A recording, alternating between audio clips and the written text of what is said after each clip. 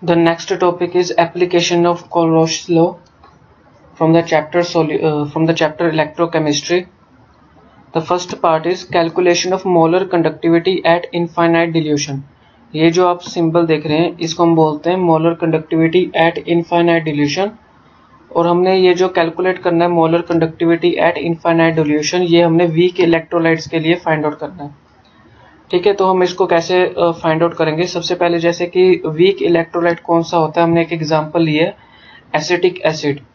तो जो acetic acid है उसको हम कैसे लिखेंगे, इस एसिटिक एसिड को लिखेंगे molar conductivity at infinite dilution CH3COOH, और इसको हम लिखेंगे lambda naught CH3COO negative H positive. जो पॉजिटिव वाला है वो अलग ले जाएंगे और जो नेगेटिव वाला है उसको अलग रखेंगे। इसकी और एग्जांपल दी हुई हैं, जैसे कि ये तो वीक इलेक्ट्रोलाइट की थी, अब हमने स्ट्रॉन्ग इलेक्ट्रोलाइट की एग्जांपल्स लेनी है। जैसे कि KCl की हम कैसे लिखेंगे molar conductivity at infinite dilution, ये K पॉजिटिव आ जाएगा और Cl नेगेटिव। उसी तरह से CH3CO K का क्या आ जाएगा CH3CO negative and K positive, यहाँ पे आ जाएगा H पॉजिटिव Cl नेगेटिव। तो इस तरह से हमने इसको ये हमारे पास अलग अलग स्ट्रॉन्ग इलेक्ट्रोलाइट गिवन थे, हमने उसको पॉजिटिव और नेगेटिव में अलग कर दिया है। अगर हमने मतलब इसको इस तरह ये जो तीन हमने चूज किए हैं HCl CH3CO K और KCl, ये जो तीन हमने यहाँ पे चूज किए हैं, इसको हमने इस तरह से ऐड और सब्ट्रैक्ट करना है। इन तीनों को हमने इस तरह से ऐड और सब्ट्रैक्ट करना है कि हमारे पास ऐड सब्ट्रैक्ट करके जो आंसर आना चाहिए वो CH3CO नेगेटिव और H पॉजिटिव आना चाहिए। तो अगर हमें CH3CO नेगेटिव H पॉजिटिव चाहिए तो हम क्या करेंगे, ये जो CO नेगेटिव है और K पॉजिटिव है इसको ऐड करेंगे इसके साथ, ये CH3CO सेकंड इक्वेशन को थर्ड इक्वेशन के साथ ऐड करेंगे और फर्स्ट इक्वेशन के साथ जब हम सब्ट्रैक्ट करेंगे तो हमारे पास क्या आ जाएगा CH3CO नेगेटिव और H पॉजिटिव आ जाएगा। अब हम आगे इसकी एक सैंपल प्रॉब्लम से हम देखेंगे कि कैसे हमने इसको सॉल्व करना है। If the molar conductivity at infinite dilution NaCl HCl and CH3CO Na, ये हमें गिवन है, ये तीनों हमें गिवन है और ये हमें सीमेंस सेंटीमीटर स्क्वायर पर मोल रिस्पेक्टिवली ये इसके यूनिट्स हैं। इनफाइनाइट डिल्यूशन की सबकी वैल्यू हमें गिवन है। हमने एसिटिक एसिड की molar conductivity at infinite dilution निकालनी है। तो एसिटिक एसिड को हम कैसे लिख सकते हैं molar conductivity at infinite dilution को, lambda naught CH3CO negative and lambda naught H positive, इस तरह से लिखना है। तो जब हम फर्स्ट NaCl की बात करेंगे तो NaCl को हम कैसे लिख सकते हैं, Na पॉजिटिव लिखेंगे क्योंकि सोडियम के ऊपर पॉजिटिव आता है और क्लोरीन की वैलेंसी नेगेटिव में होती है, और ये हमें गिवन है 126.4 सीमेंस सेंटीमीटर स्क्वायर पर मोल। और HCl की गिवन है H पॉजिटिव और Cl negative, H positive Cl negative की गिवन है 425.9। CH3CO Na इसकी भी गिवन है, इसको हम पहले नेगेटिव और पॉजिटिव में लिखेंगे और ये हमें गिवन है 91.0 सीमेंस सेंटीमीटर स्क्वायर पर मोल। अब हम इन तीनों इक्वेशंस को कैसे ऐड और सब्ट्रैक्ट करें कि हमारे पास CH3CO नेगेटिव और H पॉजिटिव आ जाए। तो इन्होंने क्या किया, सेकंड और थर्ड इक्वेशन को ऐड किया, सेकंड और थर्ड इक्वेशन को ऐड किया और सब्ट्रैक्ट किया फर्स्ट इक्वेशन के साथ। जब आप ऐसा करोगे तो आप देखोगे कि Cl नेगेटिव यहाँ पे नेगेटिव में है, ये पॉजिटिव में, ये कैंसिल आउट हो जाएगा। उसी तरह से Na पॉजिटिव यहाँ पे नेगेटिव में है और ये पॉजिटिव में, ये भी कैंसिल हो जाएगा। हमारे पास रह क्या जाएगा CH3CO नेगेटिव H पॉजिटिव। तो उसी तरह से जो आपने दोनों इक्वेशंस ऐड की है, मतलब 425.9 और 91, ये प्लस होगा, माइनस करेंगे 126.4 के साथ, तो हमारे पास क्या आ जाएगा 390.5 आ जाएगा। ये हमारे पास आंसर आ जाएगा। सेकंड सैंपल प्रॉब्लम हमारे पास है मोलर कंडक्टिविटी CaCl2 और MgSO4, ये दोनों हमारे पास हमने कैलकुलेट करना है और हमें कैल्शियम 2 पॉजिटिव गिवन है, Mg2 पॉजिटिव गिवन है, Cl नेगेटिव गिवन है, SO4 2 नेगेटिव गिवन है। पहले हमें पूरे कंपाउंड की molar conductivity infinite dilution given थी, अब हमें अलग अलग दे दिया इन्होंने। तो CaCl2 को हम कैसे लिखेंगे, Ca कैल्शियम की वैलेंसी 2 पॉजिटिव होती है और क्लोरीन की 2 नेगेटिव होती है, इसलिए 2 हम बाहर रखेंगे क्योंकि यहाँ पे 2Cl2 था तो 2 बाहर रहेगा, यहाँ पे नेगेटिव आ जाएगा। Ca2 पॉजिटिव की 119 गिवन है और प्लस करेंगे 2 मल्टीप्लाई क्लोरीन नेगेटिव की हमें गिवन है 76.3, तो हमें इसको वैल्यू सब्स्टिट्यूट करके हमारे पास क्या आ जाएगा 271.6। MgSO4 का लिखेंगे Mg2 positive and SO4 2 negative. Mg2 positive की हमारे पास क्या आ जाएगी 106 और SO4 2 नेगेटिव 160, तो ये हमारे पास वैल्यू सब्स्टिट्यूट करेंगे तो ये हमारे पास आंसर आ जाएगा। नेक्स्ट हमारे पास जो टाइप है वो है कैलकुलेशन, हमने फाइंड आउट करना है डिग्री ऑफ डिसोसिएशन। तो डिग्री ऑफ डिसोसिएशन का फॉर्मूला क्या होता है, molar conductivity of a solution at any concentration, और उसको डिवाइड करना है molar conductivity at infinite dilution. तो ये हमारे पास फॉर्मूला होता है डिग्री ऑफ डिसोसिएशन का, molar conductivity of solution at any concentration, उसको डिवाइड करेंगे molar conductivity at infinite dilution. फिर थर्ड टाइप हमने है degree of dissociation constant calculate करना है हमने ऑफ वीक इलेक्ट्रोलाइट। तो डिसोसिएशन कांस्टेंट कैसे कैलकुलेट करते हैं, ये के सी हमारे पास होता है, इसको फॉर्मूला होता है C alpha square divide by 1 minus alpha. तो ये दोनों फॉर्मूलेज आपने ध्यान से देखने हैं। सैंपल प्रॉब्लम 1 हमारे पास है, at 291 kelvin molar conductivity at infinite dilution, और ये तीनों की molar conductivity at infinite dilution हमें गिवन है। If the molar conductivity at centinormal solution NH4OH, ये गिवन है हमारे पास। What is the percentage dissociation of NH4OH, इसकी परसेंटेज निकालनी है कि कितनी परसेंटेज में इसकी डिसोसिएशन हुई है, और डिसोसिएशन कांस्टेंट हमने Kc निकालना है। यहाँ से इस उन्होंने फॉर्मूला लगाना है Kc C alpha square divided by 1 minus alpha. तो हमारे पास पहले molar conductivity at infinite dilution जो तीनों की गिवन थी वो हमने लिख लिया। NH4OH का हमें कहा जा रहा है कि आपने परसेंटेज डिसोसिएशन निकालना है, तो सबसे पहले इसको पॉजिटिव और नेगेटिव में अलग करेंगे, NH4 पॉजिटिव OH नेगेटिव। तो हम इन चारों को, ये जो तीन इक्वेशन हमें गिवन है, इन तीनों को हम कैसे ऐड और सब्ट्रैक्ट करें कि हमारे पास NH4 पॉजिटिव और OH नेगेटिव आंसर में आ जाए, जैसे हमने पिछली सैंपल प्रॉब्लम्स में किया। तो NH4 पॉजिटिव Cl नेगेटिव को प्लस करेंगे Na पॉजिटिव OH नेगेटिव के साथ और माइनस करेंगे NaCl के साथ। जब हम ये करेंगे तो हमारे पास क्या आ जाएगा, मोलर कंडक्ट, ये हमारे पास आएगा 238.3 सीमेंस सेंटीमीटर स्क्वायर, ये molar conductivity at infinite dilution NH4OH की आ जाएगी। मोलर कंडक्टिविटी एट कंसंट्रेशन हमें गिवन है सॉल्यूशन NH4OH की 9.33, और डिग्री ऑफ डिसोसिएशन का फॉर्मूला क्या होता है हमारे पास, molar conductivity of solution at any concentration divided by molar conductivity at infinite dilution. जब आप इसको डिवाइड करोगे तो आपके पास आंसर आ जाएगा। परसेंटेज आप कैसे निकालोगे, इसको 100 के साथ मल्टीप्लाई करेंगे तो 3.92 परसेंटेज आ जाएगी। उसके बाद हमने डिसोसिएशन कांस्टेंट भी निकालना है, Kc 1 minus alpha divide by 1 minus alpha. तो NH4OH है, इसको पहले पॉजिटिव और नेगेटिव में ब्रेक करना है हमने। इनिशियल कंसंट्रेशन इसकी C होती है और फिर उसके बाद इसकी होती है 1 और 1। इक्विलिब्रियम कंसंट्रेशन क्या होगी, C 1 माइनस अल्फा, और यहाँ पे होगी C alpha and C alpha. और जब K आप निकालोगे तो आपके पास क्या आ जाएगा, C alpha square divide by 1 minus alpha. C putting C equals to 0.01 normality, इसको मोलर में लिखेंगे 0.01 मोलर। अल्फा आपने अभी कैलकुलेट किया है 0.0392, ये जो आपने कैलकुलेट किया अल्फा, और आपके पास अल्फा आपको गिवन है, और यहाँ पे आपने जो N लेना है, कंसंट्रेशन जो लेनी है C 0.01 मोलर लेनी है। इसकी वैल्यू आपने यहाँ पे सब्स्टिट्यूट करनी है K में। सीधा आप डायरेक्ट फॉर्मूला भी लगा सकते हो, ये आपको करने की ज़रूरत भी नहीं है, सीधा आपने डायरेक्ट फॉर्मूला भी लगाना है। और यहाँ पे C की वैल्यू 0.01 सब्स्टिट्यूट करनी है, अल्फा आपने अभी कैलकुलेट किया है, वैल्यू सब्स्टिट्यूट करके आपके पास आंसर आ जाएगा।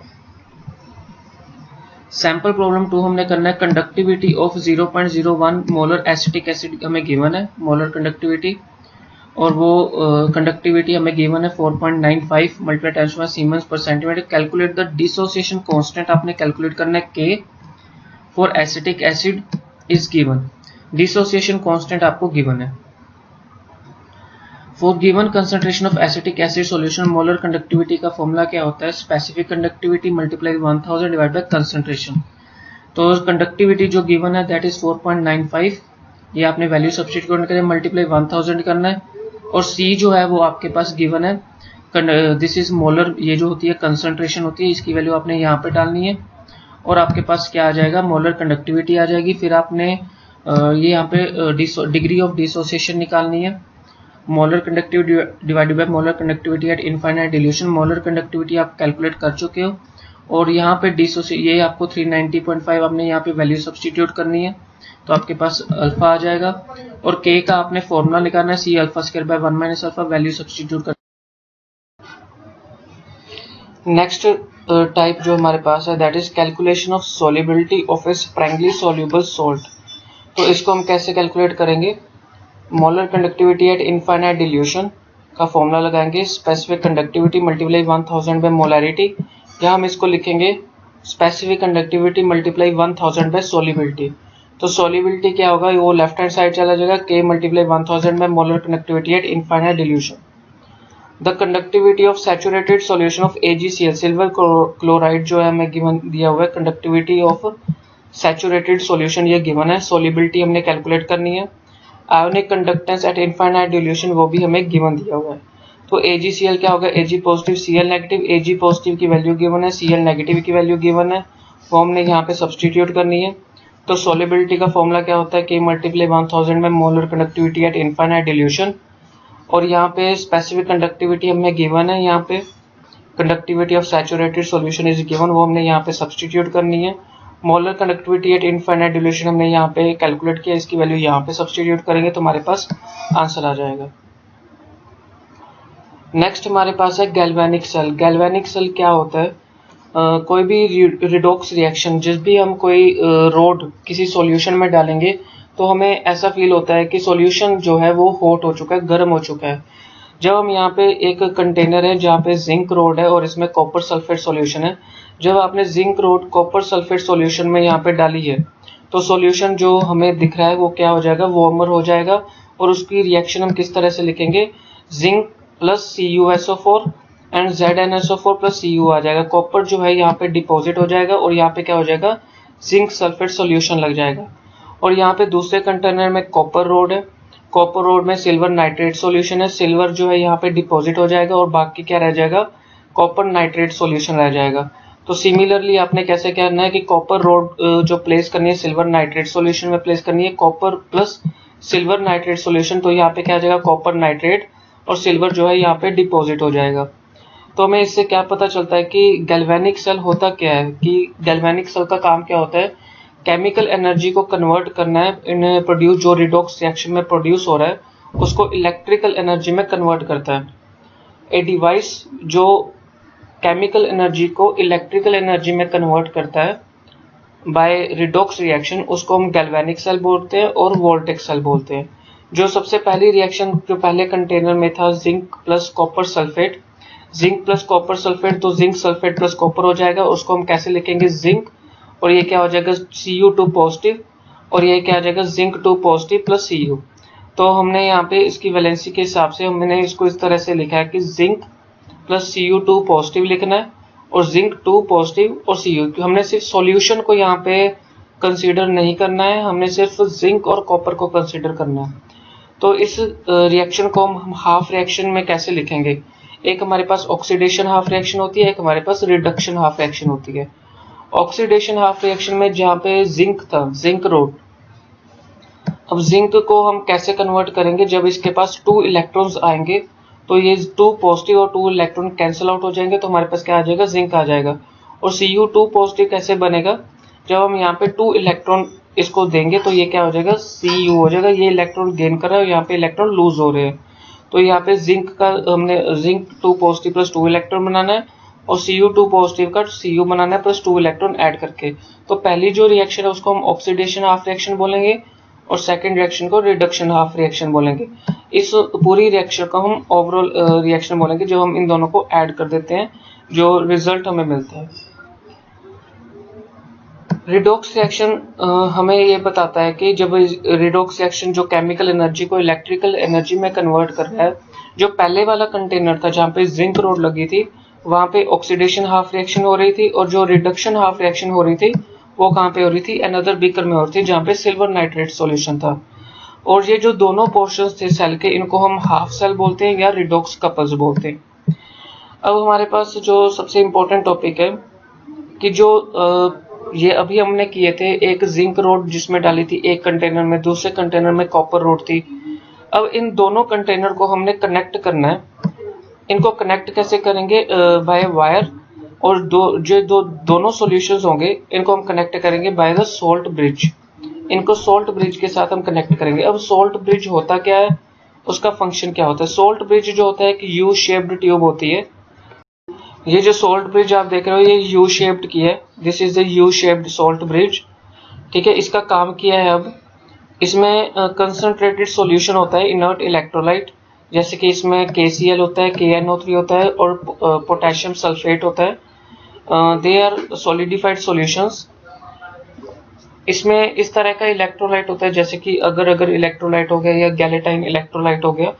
इसमें जो सोल्ट ब्रिज है इसमें कई तरह के इनर्ट इलेक्ट्रोलाइट सॉल्यूशंस होते हैं, जैसे कि potassium chloride, potassium nitrate, potassium sulphate या अगर हो गया या गैलेटाइन हो गया।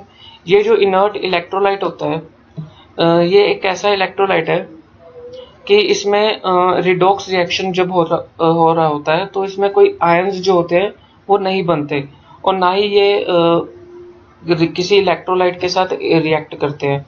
मतलब ये जो इनर्ट इलेक्ट्रोलाइट है KCl, KNO3, K2SO4 ये किसी भी रिडॉक्स रिएक्शन में ना तो पार्ट लेते हैं और ना ही इनका कोई आयन बनता है। ये बस ये कोशिश करते हैं कि ये जो सॉल्यूशन है, ये जो कॉपर सल्फेट सॉल्यूशन है और यहाँ पे जो सिल्वर नाइट्रेट सॉल्यूशन है, जो ये सॉल्यूशन है यहाँ पे जाके मिक्सअप ना हो जाए, मतलब इनमें किसी भी तरह का एडिशन ना हो जाए, उसको अलग रखने के लिए इसमें इलेक्ट्रोलाइट डाले गए हैं ताकि किसी भी तरह का मिक्सअप ना हो, उसके लिए सोल्ट ब्रिज यूज किया गया है। तो जो फंक्शन होता है सोल्ट ब्रिज का वो अलो करता है कि movement of ions from one solution to other without mixing of the two solutions. सबसे मेन फंक्शन क्या है सोल्ट ब्रिज का कि वो अलाउ करता है कि जो आयंस की मूवमेंट है वो एक सॉल्यूशन से दूसरे सॉल्यूशन में हो जाए लेकिन मिक्सिंग ना हो उन दोनों सॉल्यूशन में।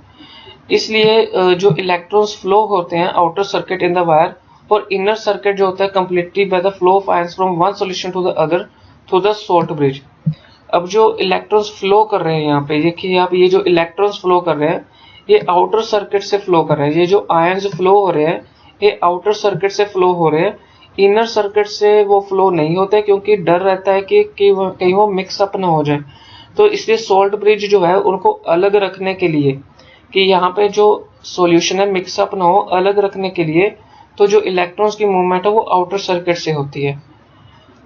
अब मेन फंक्शन क्या है, to complete the electrical circuit by allowing the, ये आयंस को अलो करता है कि वो मूव हो आउटर सर्किट से without mixing of the two solution, और इलेक्ट्रिकल न्यूट्रलिटी में कोई जो है वो मेंटेन रहे दोनों हाफ सेल्स में, ऑक्सीडेशन हाफ सेल और रिडक्शन हाफ सेल में। तो ये मेन फंक्शन होता है सोल्ट ब्रिज का।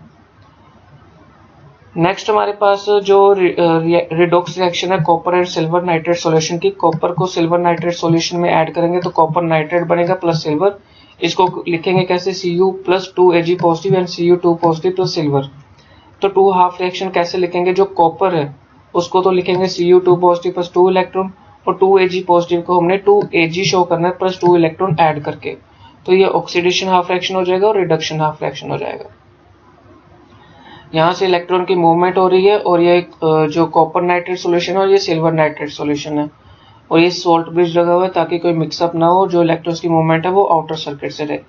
जो ऑक्सीडेशन टेक्स प्लेस हो रही है वो कॉपर इलेक्ट्रोड पे हो रही है, देयरफॉर जो एनोड है देयरफॉर ये जो एक्ट करेगा एनोड की तरह एक्ट करेगा, और जो यहाँ पे है रिडक्शन जो टेक्स प्लेस हो रही है वो सिल्वर रोड पे हो रही है, इसलिए वो वहाँ पे कैथोड एक्ट करेगा। जो रिडक्शन हो रही है यहाँ पे हो रही है तो यहाँ पे कैथोड एक्ट करेगा, और जो यहाँ पे हो रही है ऑक्सीडेशन हो रही है तो यहाँ पे कॉपर एक्ट जो है एनोड एक्ट करेगा। इलेक्ट्रॉन्स ऑन विच जहाँ पे ऑक्सीडेशन होती है वहाँ पे एनोड होता है और जहाँ पे रिडक्शन होती है वहाँ पे कैथोड होता है। इलेक्ट्रॉन्स जो फ्लो करते हैं वो एनोड टू कैथोड फ्लो करते हैं, और इनर सर्किट जो होता है it is completed by flow of ions through the salt bridge. अब डिफरेंस क्या होता है गैल्वेनिक सेल और इलेक्ट्रोलाइटिक सेल में। गैल्वेनिक सेल क्या होता है, वो केमिकल एनर्जी को इलेक्ट्रिकल एनर्जी में कन्वर्ट करता है, और जो इलेक्ट्रोलाइटिक सेल है वो इलेक्ट्रिकल एनर्जी को केमिकल एनर्जी में कन्वर्ट करता है। और यहाँ पे गिब्स फ्री एनर्जी जो है वो नेगेटिव रहती है और यहाँ पे गिब्स फ्री एनर्जी जो है पॉजिटिव रहती है। तो गिब्स फ्री एनर्जी क्या होता है कि कौन सा प्रोसेस स्पॉन्टेनियस है और कौन सा नॉन स्पॉन्टेनियस है। It is based on the redox reaction which is spontaneous, और मतलब ये इसके ऊपर डिपेंड करता है कि जो रिएक्शन हो रहा है रिडॉक्स रिएक्शन हो रहा है वो स्पॉन्टेनियस होता है, और यहाँ पे जो रिडॉक्स रिएक्शन होता है वो नॉन स्पॉन्टेनियस होता है। टू इलेक्ट्रोड्स जो होते हैं वो सेटअप किए गए हैं इन ए सेपरेट बीकर्स, और यहाँ पे both the electrodes are suspended in the solutions. यहाँ पे दोनों इलेक्ट्रोड जो है एक ही सॉल्यूशन में सस्पेंडेड किए गए हैं।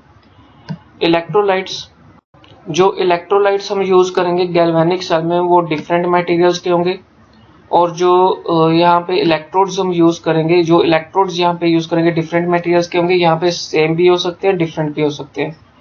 जो इलेक्ट्रोड होंगे, जो ऑक्सीडेशन हो रही है वहां पे एनोड, और जहाँ पे रिडक्शन हो रही है वहां पे कैथोड। और जो इलेक्ट्रोड यहाँ पे कनेक्टेड होता है वो negative terminal of the battery के साथ कनेक्ट, जो नेगेटिव के साथ कनेक्ट होता है उसको हम कैथोड बोलते हैं, और जो पॉजिटिव के साथ कनेक्टेड होता है उसको हम एनोड बोलते हैं। टू सेटअप दिस सेल यहाँ पे सॉल्ट ब्रिज का यूज किया जाता है, यहाँ पे किसी भी सॉल्ट ब्रिज का यूज नहीं होता है।